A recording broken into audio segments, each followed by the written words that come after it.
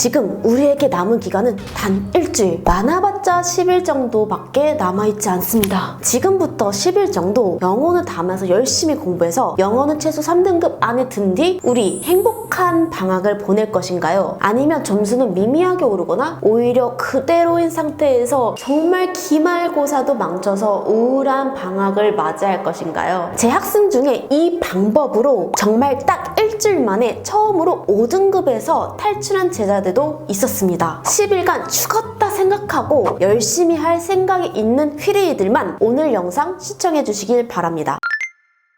떡상 루틴.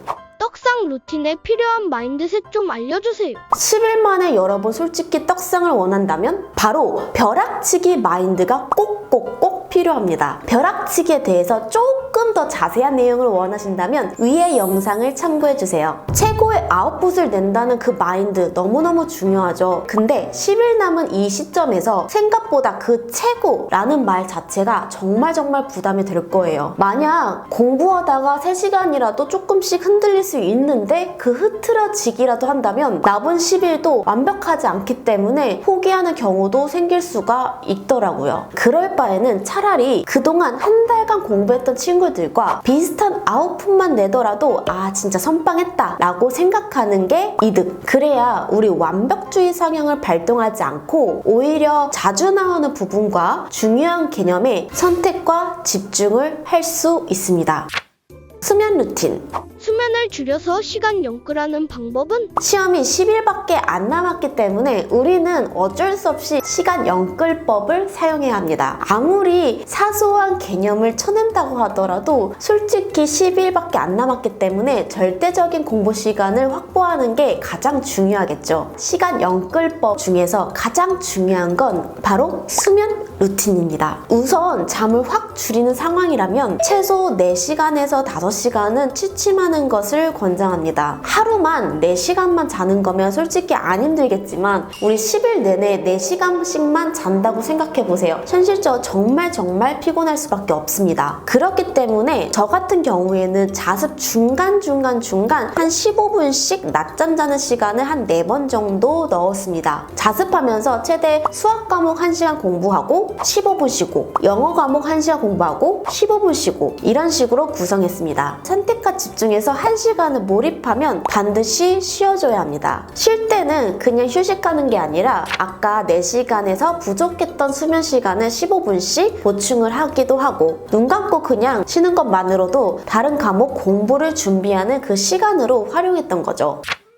5등급에서 3등급 되는 법. 여기서 우리는 친구 인맥 찬스를 쓸 겁니다. 대략 2주 전부터 학교 선생님들은요 시험에서 나올 부분들을 은연중에 중요하다고 표현할 거예요. 그렇기 때문에 예를 들어서 같은 과목이지만 다른 선생님 수업을 듣는 친구 1명, 우리 반 선생님 수업을 듣고 있는 친구 1명, 이렇게 2명의 책을 빌려서 필기를 옮겨 적으면서 1회도 공부한다고 생각하고 무지성으로 암기해보세요.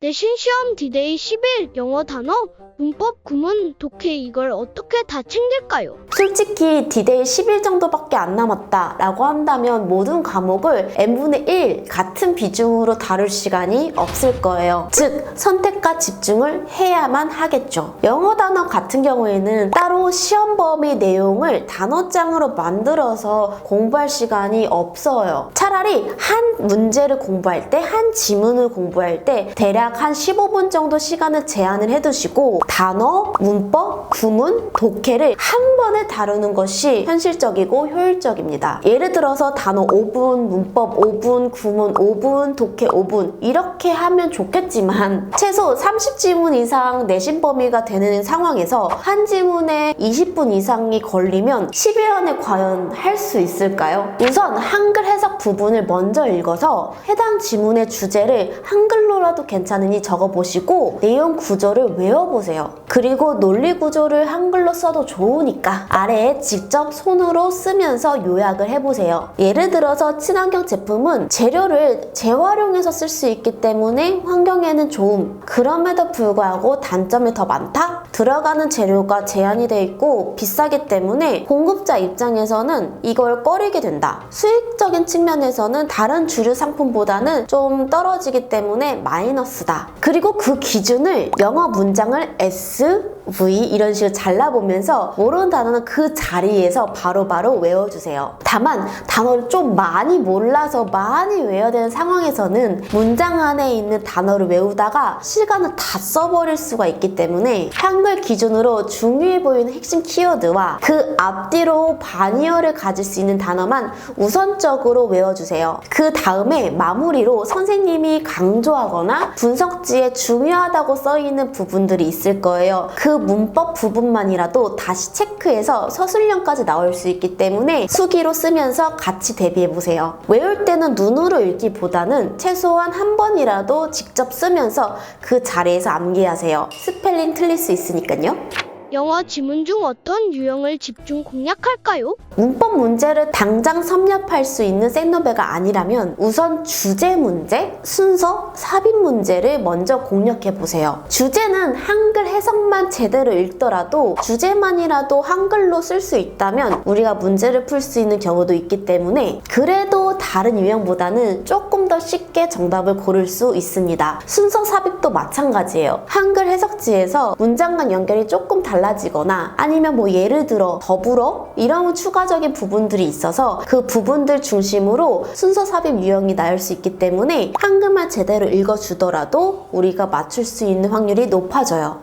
벼락치기 할 때 쪽집게 오답노트 만드는 법. 와떼 구분법 같은 경우에는 1순위로 일반화 시킬 수 있는 공식을 먼저 우리가 공부를 해보는 거예요. 외우지 않아도 우리가 공식만 알면 여러 가지 문장들로 응용할 수 있는 것이 거기에 해당이 되겠죠. 그래서 우선은 1순위로 일반화 시킬 수 있는 공식을 일단 먼저 외우고 그 다음에 2순위로 응용이 잘 안 되거나 아니면 내 딴에는 이해가 안 되는 경우를 그 다음 순위로 외워주세요. 틀린 거는 이해가 되지 않더라도 당장은 해당 부분 예시를 노트에다가 정리하면서 무지성으로 외워주세요. 오늘도 휘코치 백보 끝!